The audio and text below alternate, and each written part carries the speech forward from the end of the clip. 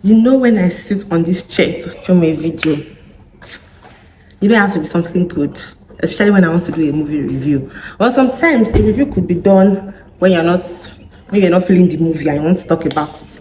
But this one, God, guys, if you are watching Corper'S Lodge, let me even start by saying that if you've not seen episode 6 of Corper'S Lodge, please do not watch this video, because spoiler alert, this video is mostly for people that have watched episode 1 to 6 and we're just basically talking about our expectations for episode 7. First of all, guys, the way I'm glowing these days, even me, I'm like, what is going on? Anyway, she also wants to contribute. So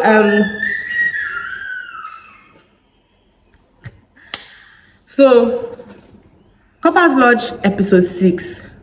The thing about this series is the fact that I remember when I wanted to start watching this series, I really wanted myself and my husband to watch it together. And now I'm not going to make this video about my husband and all, but my husband is not, or was not, really a fan of Mount Zion movies, and I guess it's because, so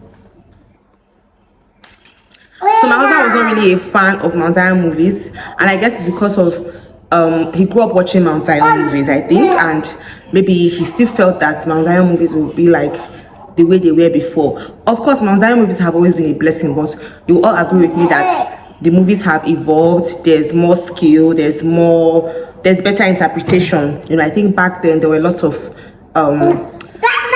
like representations of the other world, the demonic world, that maybe people didn't find too appealing, but the messages were still passed and people were very, very blessed by the movies. But again, my husband just felt, I'm not watching Mount Zion, let's watch something else. But being myself, being who I am, based on who I be, I managed to convince him, and I was like, okay, fine, let's watch it. And when he watched episode 1, he was like, okay, babe, when's episode 2 coming out? Is that the end? I was like, sure, you were the one saying you don't want to watch. But that aside, that's to show you how much of a blessing, you know, it has been to us as a family and even individually. Now, let's talk about episode 6. I watched episode 6 thinking, Daniel in the Bible had so much wisdom, but this Corper'S Lodge Daniel, I'm like, guy, you acted too fast. I don't want to spill too much tea, because I feel like some people, they have coconut head. Even if they don't watch it, they will still want to watch this review. Mr. Daniel, you have been behaving strange of late. What is really your problem? The chief gave you one very weird stick with things all right. That was what you used to attack those children. What? Mr. Daniel, so you hate me this much? So cook up this kind of lies against me. What did I ever do to you? Madam Deborah. What did I ever do to you? Madam Deborah, they need 5 children. Like, if you found out who the snake is, you know, last week we were thinking, okay, who is the snake? Even me, I had already suspected that it is that Grace and that chief. I wanted to say Chief Duro Sonya, but I've forgotten that this is not abattoir. But a lot of us will say, Chief Duro Sonya never changes. You get because he was evil in abattoir, so people were like, it has to be him. But my point is, Daniel saw something that could be an evidence, and I felt like the first thing you should have done was either to possibly pray about it, right? Pray about it and just ask God, what do I do? Because you now know that you are messing with someone that is very, very dangerous. Now, I'm not saying that you're not a child of God or you don't have the power of God, but there are certain things that when you are trying to fight some certain battles, right, you employ a lot of wisdom. Take Esther in the Bible, for example. When she was faced and she knew that her enemy was Haman and all that, she was very tactical. She started by praying and fasting, started by, you know, planning her way strategically. And I'm like, Daniel, why did you just go? You already know that Mama Deborah, that woman, her money, when she hears 3 million, 2 million, she's already thinking that this chief is an angel. Like, I was so pissed. My own is, even if he has stopped by at interrogating or telling Mama Deborah and all, and the Grace had now come to change the story, we all know if you watched it, I felt that would have been the best place for him to just either leave the motherless home or whatever and go and just be on his own, because it is clear that he is messing with people that are very, very evil. You know, go ahead and start ransacking the girl's room. Like, and the girl, she has to protect herself and she has a mission to execute. But guys, I'm not going to talk about that. Now we have Emeka. I have a very soft spot for Emeka. I don't know why, because Emeka is someone that he's who he is. I like the fact that Emeka doesn't pretend. He's silly, he's funny, you know, he has brought this very comic side to the movie. Like, it's, you watch it and when Emeka comes, you just know that you're going to laugh. You just know that he's going to say something. Even in a situation that is serious, Emeka will still find something that is silly to say, silly to he just laughed.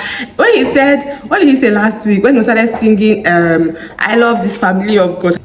Femi, in our family, once a lady is pregnant by and the person that impregnated her, we take the responsibility. My father will be your father. My mother will be your mother. And all of us will be one big family. Do you love this family? I love this family. Emeka, shut up. Ajoke, leave this place. I was just like, Emeka, this is not the time. This is not the time to sing SCCF family song. But that is Emeka. Emeka brings this comedy to the series. He makes it more interesting, he makes it more engaging. And it's the fact that a lot of us would have seen, if not that, maybe some of us may have even been an Emeka at some point in our lives. We don't know what we are doing, we're just catching cruise with life until we now encounter Christ and all of that. Or we've met someone like Emeka before that is very, very funny and all, you know, there's just something about him. And I like the fact that he's just who he is. He's not pretending to be someone else. He's not trying to fake his life and all. But this episode really touched me because of what happened when the lady came and all. I don't want to go into details. And just seeing Emeka in that state, I was just like, oh my God, God help Emeka, God help Emeka, God help Emeka, because I love Emeka so much. What you just blow me now? See this girl, oh. You think the nonsense juju you are doing, you and your family, it can work on me? Do you know why I am? Father of the dirty child. Do you know why I am?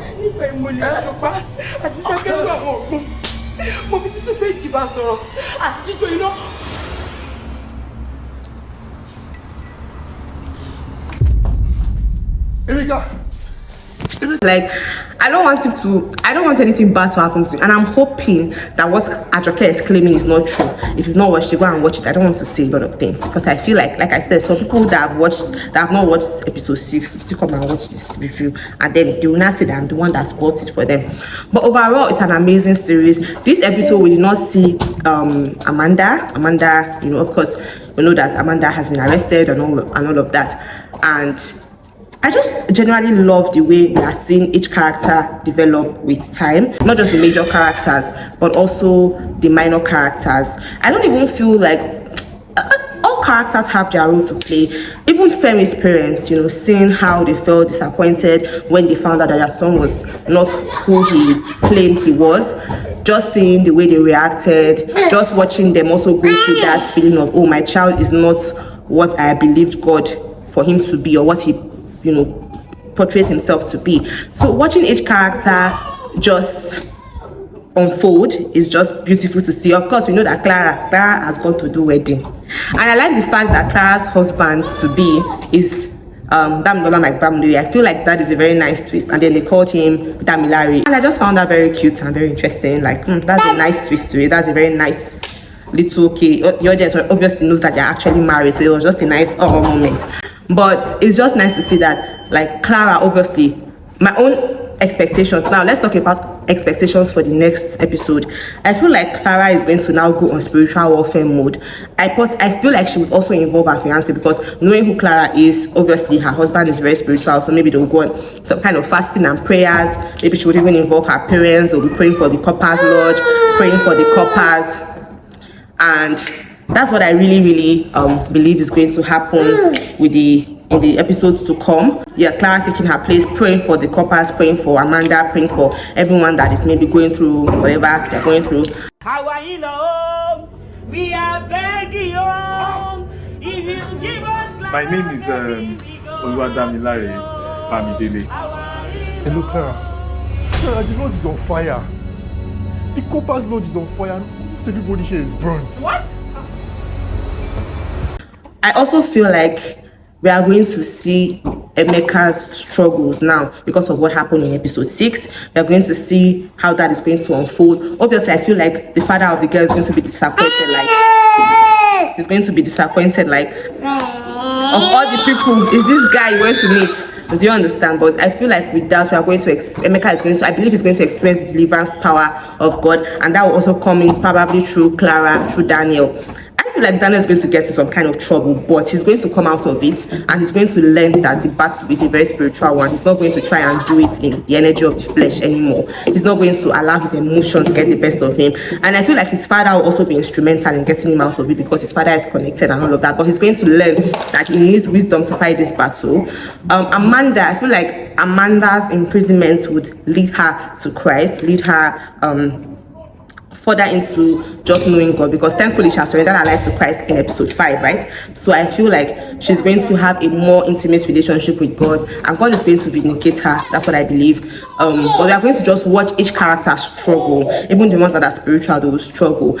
Clara, for me, seems like the one that's, I don't want to say she holds the family together, like the family house, the Corper'S lodge together, but I believe that God placed her there for such a time as this, and she's going to begin to see that her role in that house is more than just being a regular Corper. She's there to win souls. I know that she's already seen that, but she's going to see that God has a lot, like a very big assignment for her to fulfill in the Corper'S lodge. So that's just some of my predictions and expectations for episode 7, right? I'm really excited, and each time I watch an episode, I'm already like, oh my God, I have to wait 7 more days. 7 whole days, guys. 7 whole days is too much. Let's beg, help me to beg Uncle Dami. Uncle Dami, please, let next week episode be 2 hours.